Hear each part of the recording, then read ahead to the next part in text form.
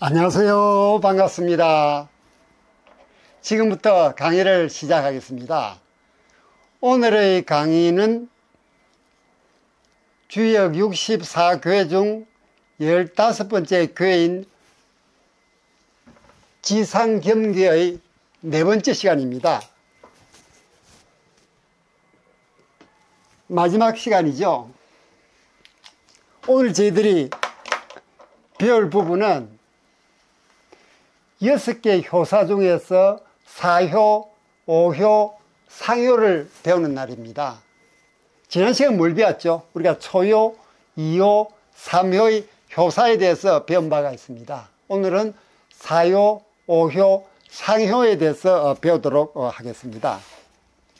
자, 우리가 초효, 2효, 3효까지는 배웠고 오늘 4효, 5효, 상효를 배운다 그랬는데, 그럼 오늘 우리가 배울 세 개 효하고 지난 시간에 배운 하교의 세 개 효하고는 무슨 관계가 있는지 한번 잠깐 살펴보겠습니다. 지난 시간에도 말씀드렸듯이 높은 산, 즉 산을 상징하는 강교가 땅을 상징하는 공계 밑에 있다고 그랬죠. 높은 산이 땅 아래에 있으니 겸손함을 나타낸다라고 말씀을 드린 바가 있습니다. 그런데 초효, 2효, 효효는 초효, 2효, 3효는 자기 자신이 겸손한 겁니다. 스스로 겸손한 거죠. 반면에 4효, 5효, 상효는 남에게 겸손하게 행동하는 것, 즉 치인의 단계입니다. 초효, 2효, 3효가 수신의 단계, 수기의 단계라 그러면 수기, 4효, 5효, 상효는 치인의 단계가 됩니다. 바깥으로 행동을 드러내는 거죠. 그래서 수기하고 치인하고 효가 나타내는 성질의 차이가 있다라는 부분을 여기서 말씀을 드리면서, 여기서 육사효사를 보면은 무분리 휘겸입니다. 적어볼까요?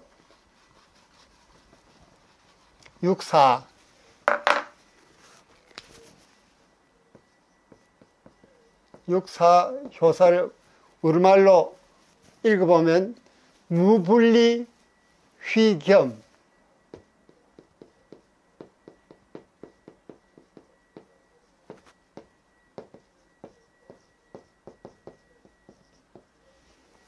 이걸 우리말로 번역을 하면은 불리한 점이 없으니, 불리함이 없으니 겸허함을 발휘한다. 여기서 휘자는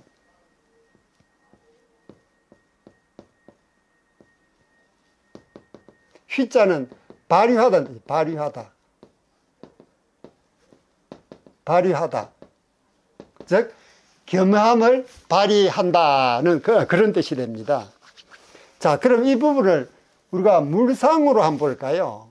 이 발휘한다는 휘자가 어떻게 물상으로 나타나는지 한번 보도록 하겠습니다.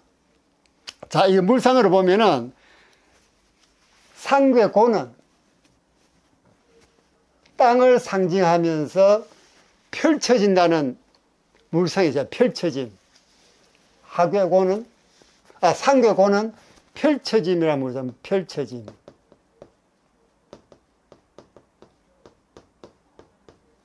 또 육사가 효변하면은 상괴는 어떻게 변하죠? 음효가 양효로 변하니까 음효가 양효로 변한다 그랬죠? 음효가 양효로 변하니까 양효로 변하고 음효입니다. 뭘 표시하죠? 우레를 상징하는 징계입니다. 우레를 상징하죠. 우레. 여기에는 나아간다 물상, 나아간다. 고뇌는 펼쳐진다는 물상이 있고, 레는 나아간다는 물상, 나아감. 펼쳐짐이나 나아감이나 겸함을 발휘하다고 다 연관이 되어 있죠. 그래서 물상으로 봐도 발휘라는 휘자가 나타남을 우리가 알 수가 있겠습니다. 그러면 초효가, 사효가 우리에게 건네주는 교훈은 무엇일까요? 조금 전에 말씀드렸듯이 초효, 이효, 사효가 수기, 즉 수신, 자기 자신을 다스리는 단계라 그러면 사효, 오효, 상효는 치인의 단계, 남에게 이렇게 드러내는 걸 표시하는 거죠. 그래서 불리함이 없으니 겸허함을 마음껏 발휘하는 겁니다. 바깥으로 발휘하는 거죠. 그래서 이 무, 불리, 휘겸이란 사효, 효사는 겸허함을 수신의 단계, 수기의 단계에 멈추지 말고 바깥으로 발휘를 하라는 얘기입니다. 그런 교훈을 우리에게 넘겨주고 있습니다. 다음은 유고를 볼까요? 유고. 유고 효사를 보면은 우리말로 한번 적어보죠. 유고. 불부이기린.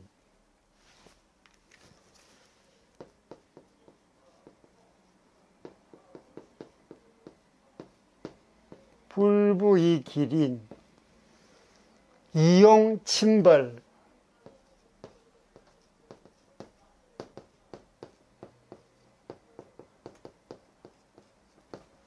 그 다음 무불리.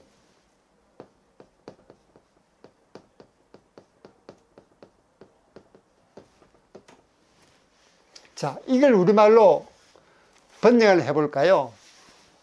부자는 뭡니까? 부유하는 뜻이죠. 부유하지 않은 것은, 불부니까 부유하지 않은 것이죠. 부유하지 않은 것은 음호를 이웃 닌자입니다. 이웃 닌자죠. 이 닌자가 이웃 닌자입니다.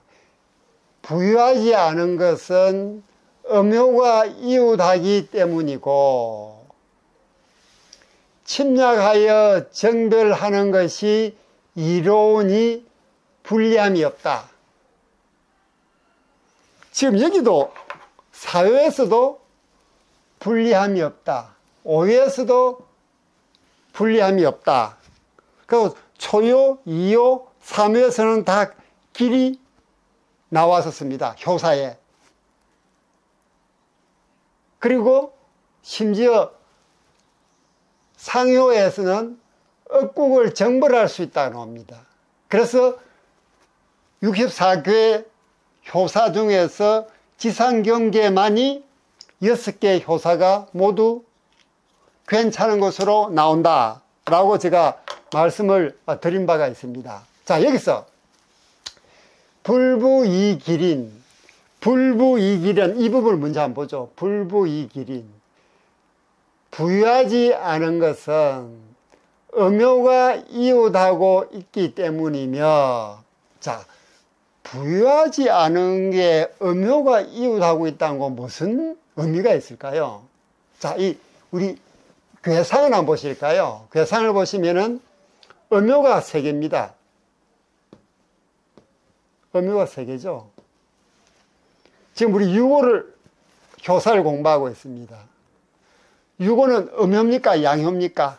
음효죠. 음효는, 양효는 실하다 또는 부유하다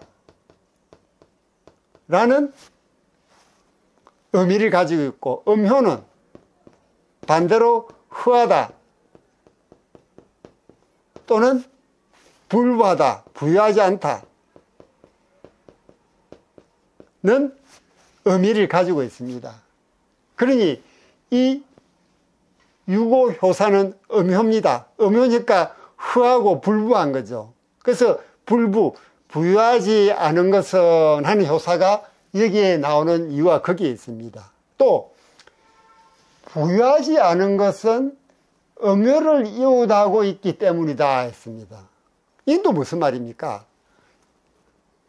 육오가 음효로서 불부한데 또 불부한 육사와 상육이 아래 위로 이웃하고 있습니다. 그러니까 다 흐하고 불부한 음효가 세 개 뭉쳐져 있는 거죠. 그러니까 이 육오 효사에 부유하지 않은 것은 음효가 이웃하고 있기 때문이다 하는 얘기는 음효가 이웃하고 있다는 것은 바로 이 육사와 상효를 얘기하고 있는 것입니다.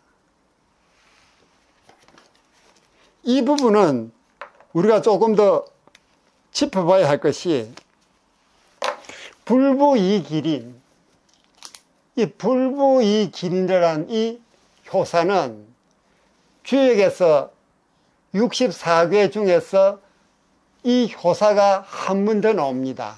어느 교회에 나오느냐? 여기 보면은 지금 우리가 공부하고 있는 지상겸의 65죠. 그죠?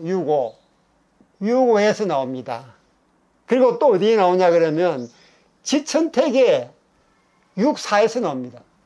지천택의 64.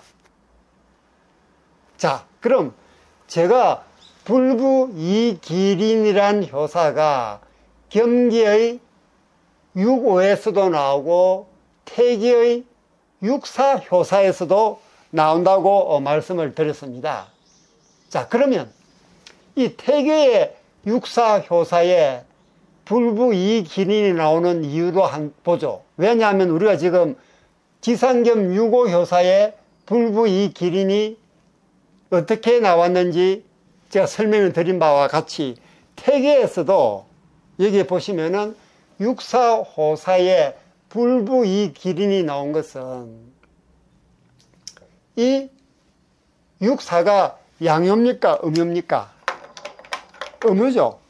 음효는 흐하고 불부하다고 그랬습니다. 그래서 불부가 태계 64 효사에서 나오는 것입니다. 그리고 이 64 효사가 상괴의 곤에 포함되어 있습니다. 우리가 지상겸 설명 드릴 때 65가 공계 음효 3개에 있는 공계에 자리하고 있기 때문에 음효가 이웃하고 있다라고 말씀을 드렸습니다. 마찬가지로 여기도 지천태계의 태교의 상계도 음효가 3개입니다. 그 중에서 64니까 이걸 얘기하죠. 그죠? 64, 이 부분을 태계는 얘기를 하고 있습니다. 그래서 64가 음효이면서 또 음효 3개로 이루어져 있는 공계에 속했기 때문에 불부이기린이라고 말씀을 드리고 있는 것입니다. 그 다음 그 유사한 예로 불부이기린은 경계의 65와 태교의 64에 나온다고 말씀드렸는데 부이기린이라는 효사가 나온 게 있어요. 부이기린. 완전히 반대죠. 그죠? 이건 부유하지 않은 것은 음효가 이웃하고 있기 때문이라고 설명해 드렸고, 부이기린은 부유함을 이웃과 나눈다는 의미를 가지고 있습니다. 부유함을 이웃과 나눈다. 그럼 이건 어디에 나오느냐? 풍천소축계. 위에가 바람을 상징하는 송계, 아래가 하늘을 상징하는 건그입니다. 그 풍천소축계에, 풍천소축계 64에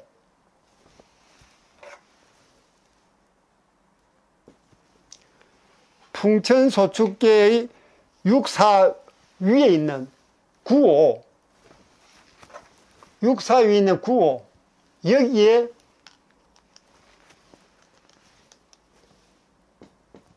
부의기린이라는 효사가 나옵니다. 자, 여기서 우리가 구오는 양효입니까? 음효입니까? 양효죠. 양효는 실하고 부하다는 뜻을 가지고 있다 그랬습니다.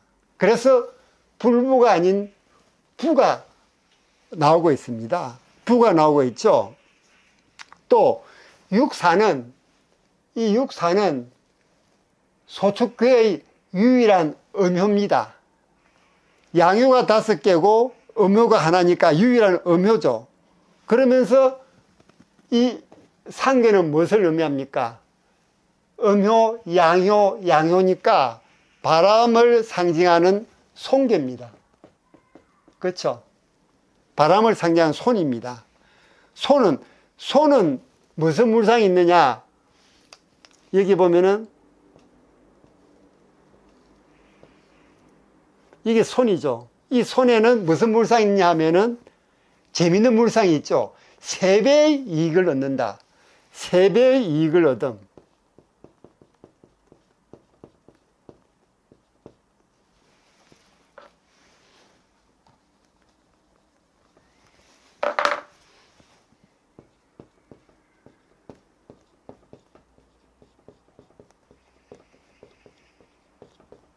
세 배의 이익을 얻는다는 물상이 이 손괴에 들어있습니다. 바람을 상징하는 손괴에 3배의 이익을 얻는다는 물상이 있죠.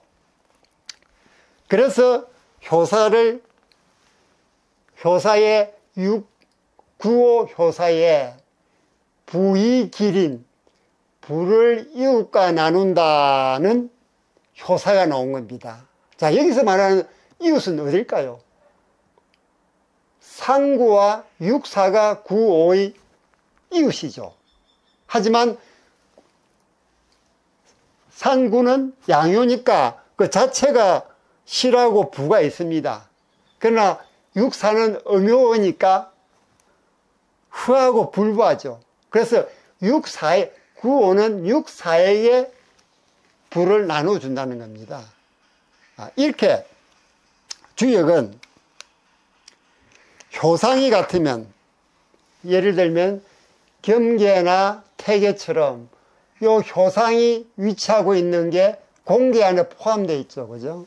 효상이 같으면 같은 효사가 나오고, 또 괴 효사가 상과 수에, 괴 효사가 상과 수에서 결정된다 하는 부분을 이 불부이기린과 부이기린이라는 효사를 가지고 있는 겸계, 태괴, 소축괴를 통해서도 우리가 읽을 수가 있습니다. 결국 상수지역이 왜 존재하는지, 상수지역이 나름대로 의미를 가진다는 그 뜻이 바로 우리가 이런 예를 돌아보면서 다시 한번 체득할 수가 있겠습니다.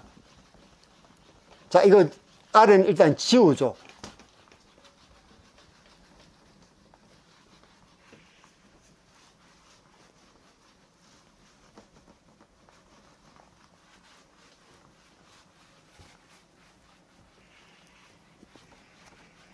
자, 다음은 마지막으로 상육을 공부하도록 하겠습니다. 상육. 자, 상육은 우리말로 읽어볼까요? 상육.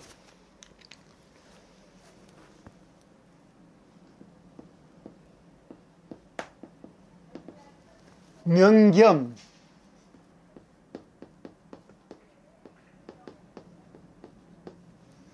이용행사,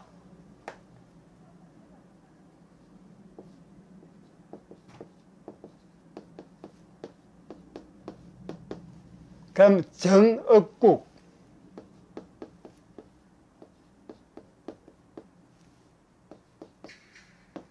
이렇게 읽을 수가 있겠습니다. 자, 그럼 이걸 우리말로 번역을 해볼까요? 명겸은 어디서 봤죠, 우리가?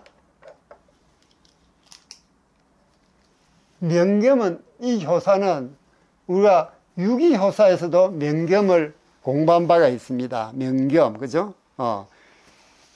이제는 상육은 6개 효사 중에서 마지막 효입니다.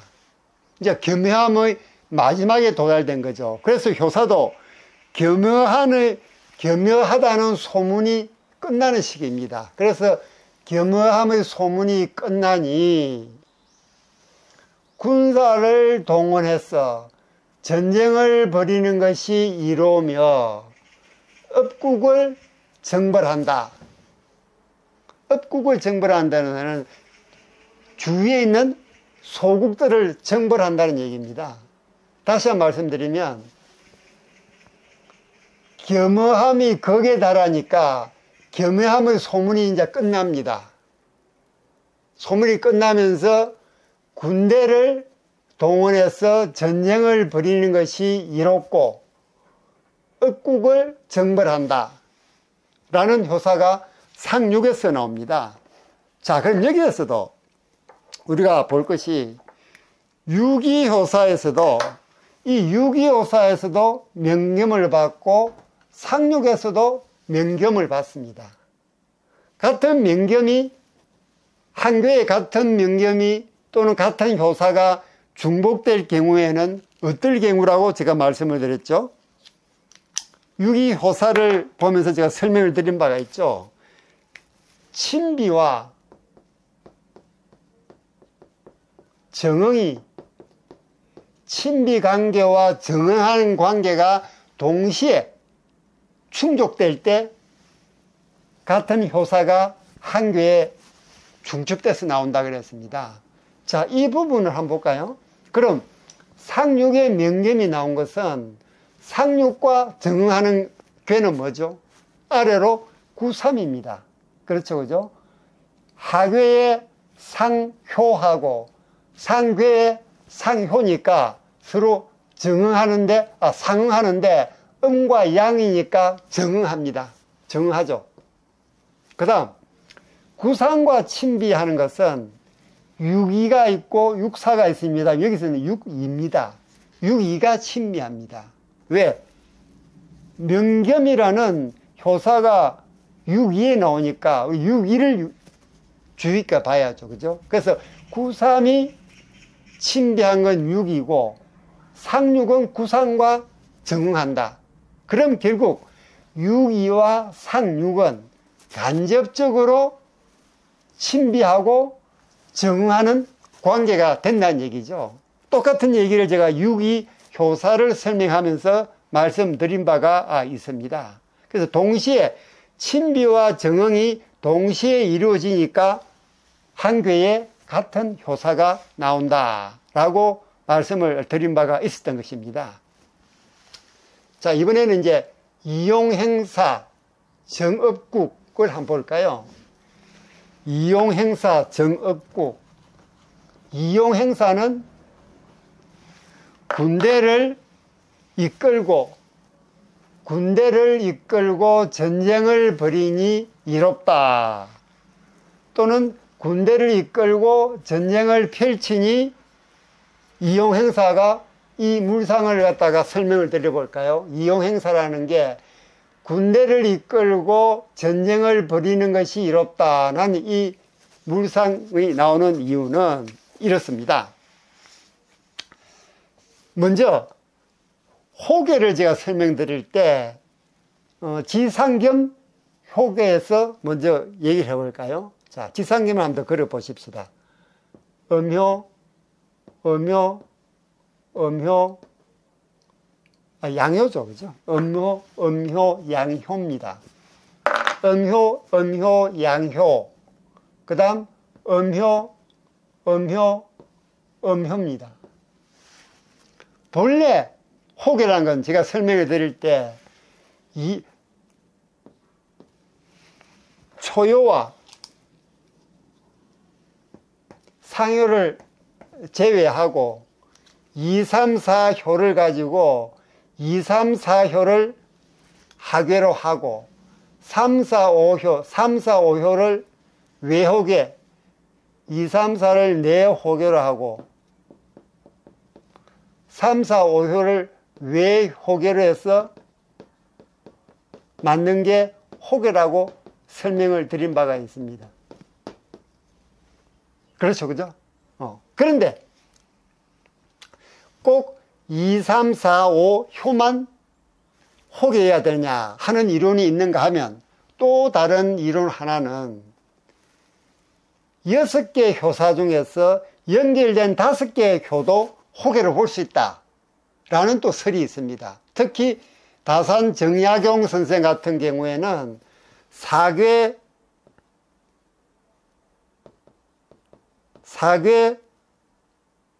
가진 호계, 그 다음 5효를 가진 효계, 4효 호계, 5효 호계를 주장했었죠. 이게 지금까지 우리 배운 거는 정통적인 4호 호계였습니다. 그런데 5호 호계는 연결된 5가지 효, 여기서는 2, 3, 4, 5 상회를 보죠. 이 5개도 호계로 볼 수 있다는 얘기입니다. 자, 그럼 이 5개를 호계로 보면은 어떤 효가 만들어질까요? 보면은 상괴는 당연히 4, 5 상효가 상괴가 됩니다. 땅을 상징하는 뭐죠? 지죠. 그 다음에 2, 3, 4효가 내호괴가 됩니다. 내호괴는 뭡니까? 음효, 양효, 음뭡니까? 물이 되죠. 물을 상징하는 감괴가 됩니다. 그럼 지수사죠. 지수사가 됩니다. 지수사계를 우리가 괴상을 나타내면 지수사니까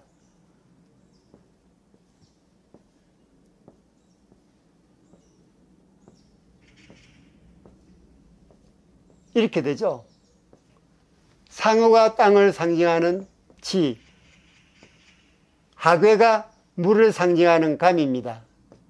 그래서 지수사계가 되는 겁니다.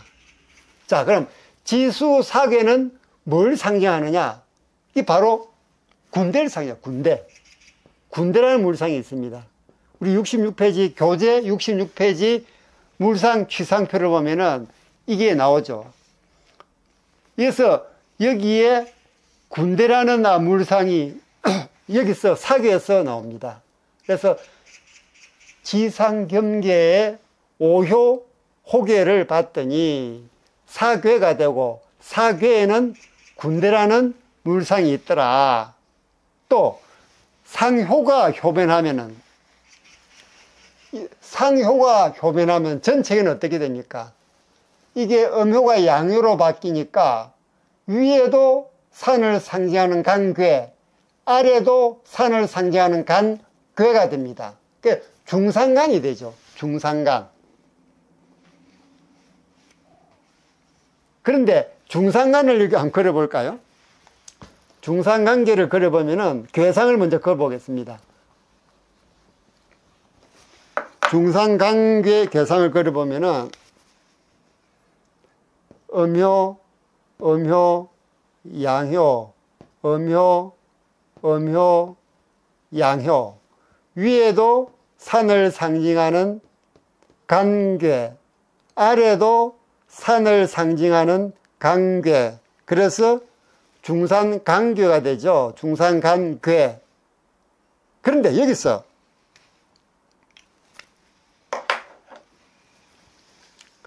제가 말씀드릴 때 같은 효가 연이어 있으면은 그걸 하나효로 바꿀 수 있다 그랬습니다. 자, 여기서 우리가 삼효에서 상효, 초효, 2효, 3효, 3효에서 3효, 4효, 5효, 상효, 이 네 가지 효를 갖다가 추각을 시키면 어떻게 될까요? 추각시켰다는 얘기는 연이어 있는 같은 호는 하나로 볼 수 있다 그랬죠. 그럼 양효, 음효가 두 개니까 우리가 음효 하나로 추각시킬 수 있습니다. 그리고 밑에 양효, 이게 뭐로 되죠? 불을 상징하는 이괴가 됩니다. 불을 상징하는 이괴. 이 불을 상징하는 이괴에는 무슨 물상이 있느냐? 무기. 또 전쟁이란 뭐냐? 전쟁. 자, 사기에서 제가 군대라는 물상이 있다 그랬죠.